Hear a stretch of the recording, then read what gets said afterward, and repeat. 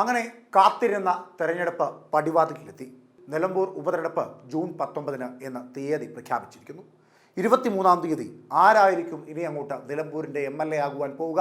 അത് UDF-ൻ്റെതാണോ LDF-ൻ്റെതാണോ NDA-യുടേതാണോ എന്ന് അറിയുവാൻ ഇനി ഏതാനും ദിവസങ്ങൾ കൂടി മാത്രമാണ് ബാക്കിയുള്ളത്. തെരഞ്ഞെടുപ്പ് ഉണ്ടാകാൻ യാതൊരു സാധ്യതയും ഇല്ല എന്ന തരത്തിലേക്കുള്ള വാർത്തകൾ വരെ സജീവമായി വന്ന സാഹചര്യത്തിലാണ് ഇപ്പോൾ UDF-ഉം LDF-ഉം NDA-യും ഒക്കെ അരയും തലയും മുറുക്കി നിലമ്പൂർ ഉപതെരഞ്ഞെടുപ്പിന് തയ്യാറാകുന്ന സ്ഥിതിവിശേഷത്തിലേക്ക് എത്തിയിരിക്കുന്നത്.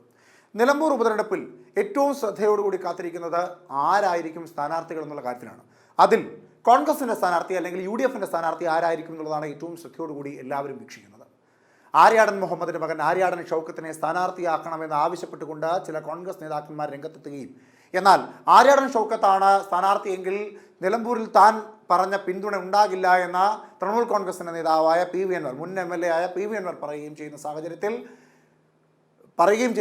പിന്നീട് അദ്ദേഹം മാറ്റി പറഞ്ഞെങ്കിൽ പോലും ഒരു ചെറിയ ഭയവും ആശങ്കയും കോൺഗ്രസിൻ്റെയും UDF-ൻ്റെയും ഭാഗത്തുനിന്നുണ്ട്. അതുകൊണ്ട് തന്നെ യുവ നേതാവായ നിലവിൽ ഏറ്റവും മികച്ച DCC അധ്യക്ഷന്മാരിൽ ഒരാളായ VS ജോയിലേക്ക് ശ്രദ്ധ കൂടുതലായി എത്തുകയും അദ്ദേഹം തന്നെ ആയിരിക്കും DCC അധ്യക്ഷനായി എത്തുക എന്ന വാർത്തയും സജീവമായി നിൽക്കുന്ന സാഹചര്യത്തിൽ, അദ്ദേഹത്തിനും സാധ്യത ഏറെയുള്ള സാഹചര്യത്തിൽ ആരായിരിക്കും UDF-ൻ്റെ നിലമ്പൂരിലെ സ്ഥാനാർത്ഥി എന്ന ചോദ്യത്തിന് പ്രസക്തി ഏറുകയാണ്. നാളെ UDF-ൻ്റെ സ്ഥാനാർത്ഥി ആരായിരിക്കും എന്നുള്ളതിൽ അന്തിമ തീരുമാനം ഉണ്ടാകുമെന്ന് UDF പ്രഖ്യാപിക്കുകയുണ്ടായി.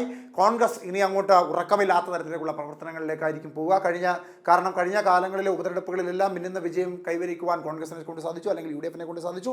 പക്ഷേ അവയെല്ലാം സിറ്റിംഗ് സീറ്റുകളായിരുന്നു എന്നുള്ളതും ഏറ്റവും പ്രധാനപ്പെട്ട വിഷയമാണ്. നിലമ്പൂർ 2016 മുതൽ UDF-ൻ്റെ പക്കൽ നിന്ന് നഷ്ടപ്പെട്ടു പോവുകയും മുൻ UDF പ്രവർത്തകനായ മുൻ കോൺഗ്രസ് നേതാവായ PV അൻവറിനെ ഇടതുപക്ഷ സ്വതന്ത്ര സ്ഥാനാർത്ഥിയെ മത്സരിപ്പിക്കുകയും ആ നിലമ്പൂർ മണ്ഡലം പിടിച്ചെടുക്കുകയും ചെയ്ത സാഹചര്യത്തിൽ ഇപ്പോൾ ഇടതുപക്ഷത്തോട് തെറ്റി നിൽക്കുന്ന PV അൻവറിനെ സംബന്ധിച്ച PV അൻവറിൻ്റെ UDF-നോടുള്ള അനുകമ്പപരമായ സമീപനമൊക്കെ UDF-ന് വലിയ പ്രതീക്ഷ നൽകുന്നു.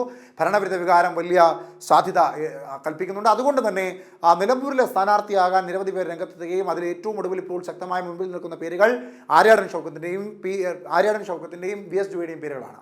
ഇതിൽ തന്നെ ഇവർ രണ്ടുപേരും അല്ലാതെ മറ്റാരെങ്കിലുമൊക്കെ സ്ഥാനാർത്ഥിയാകുവാനുള്ള സാധ്യതയുണ്ട് എന്ന് KPCC അധ്യക്ഷൻ സണ്ണി ജോസഫ് പറയുകയും ചെയ്യുന്ന സാഹചര്യമുണ്ടെങ്കിൽ പോലും ഈ രണ്ടുപേരുടെ പേരുകളാണ് ശ്രദ്ധേയമായി ഇപ്പോൾ മുന്നിലുള്ളത്. എന്തായാലും നാളെ ആരായിരിക്കും UDF സ്ഥാനാർത്ഥി എന്നുള്ളൊരു പ്രഖ്യാപനം ഉണ്ടാകും.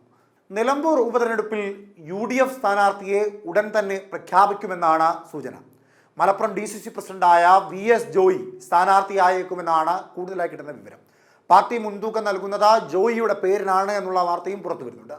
പ്രതിപക്ഷ നേതാവ്, KPCC പ്രസിഡന്റ്, മറ്റ് മുതിർന്ന നേതാക്കൾ എന്നിവരുമായി ആശയവിനിമയം നടത്തിയ ശേഷം സംസ്ഥാന നേതൃത്വം ഉടൻ തന്നെ ജോയിയുടെ പേര് AICCക്ക് കൈമാറുമെന്ന വാർത്തയും വരുന്നുണ്ട്. AICCയുടെ സംഘടനാ ചുമതലയുള്ള general secretary KC Venugopal parliamentary കമ്മിറ്റിയുടെ പ്രവർത്തനങ്ങളുമായി ബന്ധപ്പെട്ട വിദേശത്താണ്. അദ്ദേഹം നാളെയാണ് തിരിച്ചെത്തുക.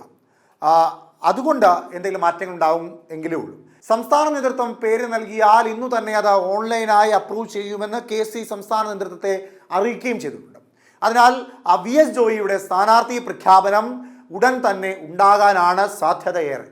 ജയസാധ്യതയും പാർട്ടിയിലെ അഭിപ്രായ ഐക്യവും മുൻനിർത്തിയാണ് ജോയിയെ സ്ഥാനാർത്ഥിയാക്കുന്നത്. നിലമ്പൂരിൽ രാജിവെച്ച PV അൻവറും നേരത്തെ ജോയിയുടെ പേര് നിർദ്ദേശിച്ചിരുന്നു. എന്നാൽ പുറത്തുനിന്നുള്ളവരുടെ ഇത്തരം നോമിനേഷനുകൾ സ്വീകരിക്കില്ലെന്ന് UDF നേതൃത്വം വ്യക്തമാക്കിയിരുന്നു. എന്നാൽ ജോയിക്ക് തന്നെയാണ് ജയസാധ്യത എന്ന വിലയിരുത്തലിന്റെ അടിസ്ഥാനത്തിലും മറ്റു സാമൂഹിക സ്ഥിതികളും മുൻനിർത്തി ജോയിയെ തന്നെ മത്സരിപ്പിക്കാനാണ് ധാരണ. മുസ്ലിം ലീഗ് നേതൃത്വത്തിനും ജോയിയുടെ സ്ഥാനാർത്ഥിത്വത്തോടാണ് താല്പര്യം. അങ്ങനെ ഏറ്റവും മികച്ച സംഘാടകനായി DCC അധ്യക്ഷനായി പാർട്ടിയുടെയും സംസ്ഥാന നേതൃത്വത്തിൻ്റെയും ഒക്കെ ശ്രദ്ധ പിടിച്ചുപറ്റിയ VS ജോയി കളത്തിലിറങ്ങുമ്പോൾ വിജയസാധ്യത ഏറെയാണ് എന്ന UDF-ലെ ഒരുപറ്റം നേതാക്കന്മാരും മുസ്ലിം ലീഗിലെ നേതാക്കന്മാരും ഒക്കെ വിശ്വസിക്കുന്നത് കൊണ്ട് തന്നെ ഒരു യുവമുഖമായ VS ജോയിയെ നിലമ്പൂരിൻ്റെ കളത്തിലിറക്കി നിലമ്പൂർ പിടിക്കുക എന്ന ഉറച്ച തീരുമാനത്തോടു കൂടി തന്നെ രംഗത്തെത്തിയിരിക്കുകയാണ് UDF.